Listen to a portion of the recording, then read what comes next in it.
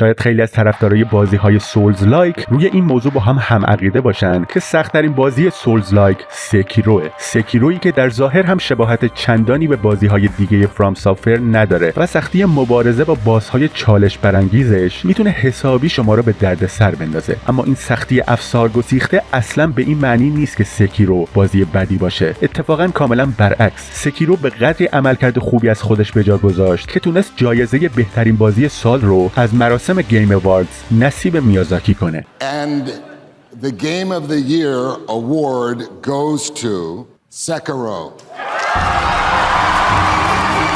سلام، اینجا بازی پلاته و امروز با شماییم با 15 فکت جالب درباره بازی سکیرو. سکیرو در مجموع 13 تا باس اصلی و حدوداً 30 تا مینی باس داره. کمترین تعداد باسی که لازم شکست بدین تا بازی رو تموم کنین 6 تاست. جای از بازی مشخص میشه که اسم واقعی اول اوسویه که این اسم اون رو به مکانی به نام جنگل اوسوی مرتبط میکنه، یک مکان مرموز که فقط تو بخش توضیحات دو تا از آیتم های بازی ازش نام برده شده. اولیش تو بخش توضیحات آیتم میستر ریونز فدرزه که اونجا نوشته شده این آیتم متعلق به یکی از پرندگان مرموزیه که در جنگل اوسوی زندگی میکنن و دومیش هم تو بخش توضیحات مربوط به آیتم کونای فانتوم که اونجا مشخص میشه لیدی باترفلای از کودکی در جنگل اوسوی تمرین میکرده، جایی پر از مه و مرموز. اطلاعات دیگه‌ای از این مکان مرموز در دسترس نیست. در اوایل بازی یه بار با گنیچیرو مبارزه میکنیم. گنیچیرو تو فاز نهایی مبارزه اون زره آهنینش رو از بدنش در میاره. دلیلش به احتمال زیاد اینه که چون گنیچیرو میخواد از نیروی الکتریسیته استفاده کنه، اون ادوات فلزی باعث میشه به خودش آسیب برسه. میانگین زمان کامل کردن بازی اگه فقط رو قسمت‌های اصلی تمرکز کنیم چیزی حدود 30 ساعت زمان میبره، اما برای 100% کردن بازی باید حدود 70 ساعت زمان بذارین.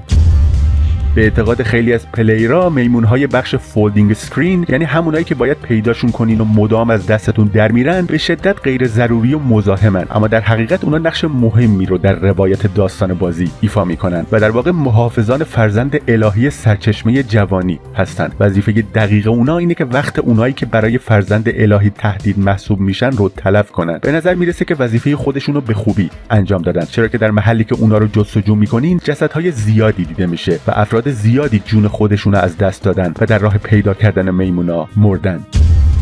ظاهرا گذشته گاردین اپ یا میمون نگهبان خیلی ناراحت کننده و غمگینه. نه تنها یه نوع انگل هزار پا باعث شد که اون برای سالیان طولانی در شرایط نامناسب روانی زنده بمونه و نامیرا بشه، بلکه اون شاهد مرگ جفت خودش هم بوده که با مرگی طبیعی از دنیا رفته. شما میتونین استخونهای جفتش رو داخل غاری در نزدیکی محل اقامتش ببینین. در اولین مبارزمون با گنیچیرو، اوکامی در شرایطی که شکست‌های زیادی خورده و کلاً ارادش رو برای زندگی از دست داده میخواد با گنیچیرو مبارزه کنه. واسه همین خیلی ناشیانه میجنگه و مهارتاش به وضوح کمتره. تو این صحنه هم که میبینیم چقدر کند و با تردید شمشیرش رو از نیام در میاره، ولی اگه به سکیرو یا اوکامی در پایان بازی نگاه کنین میبینین چقدر سریع و حرفه‌ای شمشیرش رو آماده میکنه.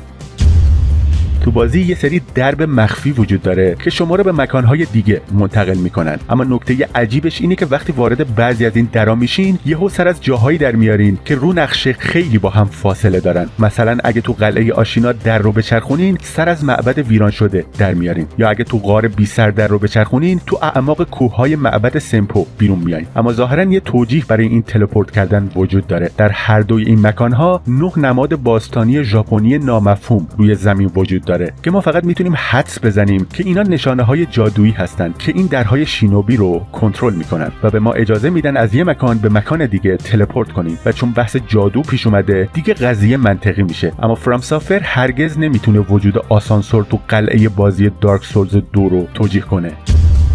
سکیرو برخلاف بازی‌های دیگه فرام سافت‌ور بخش طراحی چهره و شخصی سازی کاراکتر نداره. همچنین سکیرو جز معدود بازی‌های فرام سافت‌ور که از سیستم دوام اسلحه پیروی نمی‌کنه. بازی دیگه فرام سافت‌ور که دوام اسلحه نداره الدن رینگه.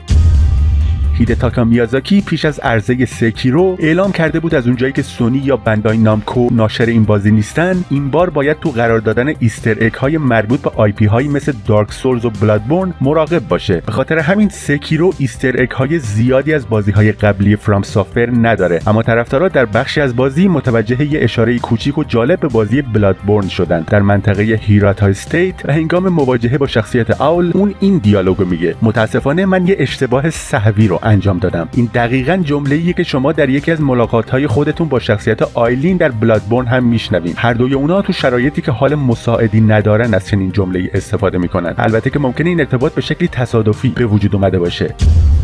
جالبه که بدونین اگه به بیگ کارپ یا همون ماهی بزرگ زیر آب یه نوع طعمه به نام ترولی پرشس بیت رو بدین، اون دیگه بهتون حمله نمیکنه و باهاتون دوست میشه و زیر آب سمتتون نمیاد.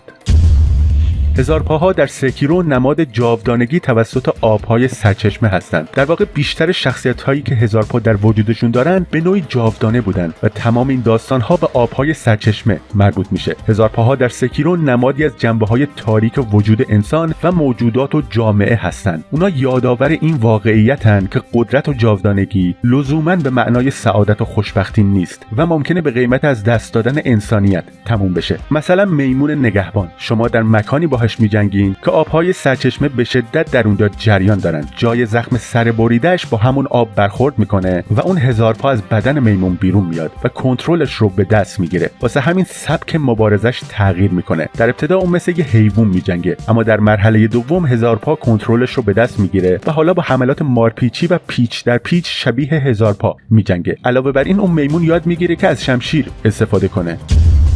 به اعتقاد بعضی از پلیرها دیمن آف هیترد سخت ترین باس بازیه. همونطور که احتمالاً میدونین سیستم مبارزه سکیرو بر پایه دفاع کردن چیده شده، اما باید بگیم که برای مبارزه با دیمن آف هیترد باید دفاع کردن رو کلاً فراموش کنین، چرا که بهتون هیچ کمکی نمیکنه. دیمن آف هیترد حتی از درجه سختی بازی سکیرو هم پیروی نمیکنه، چرا که ضرباتش به راحتی قابل دفاع نیست و تنها راه شکست دادن اون اینه که فرار کنین و وقتی روزنه‌ای باز شد بهش حمله کنین. اگه میخواین این باس اختیاری رو شکست بدین باید بیشتر بدوین و کمتر بجنگین.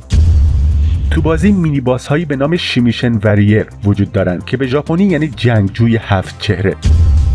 طراحی اونا هم این رو نشون میده، چرا که اونا صورت‌های زیادی روی زره خودشون دارن و با چهره‌های روح مانند که وحشت رو القا میکنن حمله میکنن. این مینی باس ها چیزی به نام تانتوی تشریفاتی رو پرت میکنن که یه جور خنجره که در مراسم قربانی اژدهای الهی استفاده میشده. اونا اسپریت امبلم ها رو از گوشت خودشون میبریدن. فرقی نمیکنه که از طرفدارای قدیمی فرانچایز گاد آف وار باشین یا اینکه از نسخه های جدیدتر این سری به طرفدارای بازی پیوسته باشین. نقطه مشترک تمامی عنوان های گاد آف وار انفجار خشم و روایت حماسیه. سلام، اینجا بازی پلاته و امروز با شماییم با معرفی 10 بازی که حال و هوای گاد آف وار رو دارن. شاید بیشترین شباهت رو بین بازی های این لیست رایگارد لجند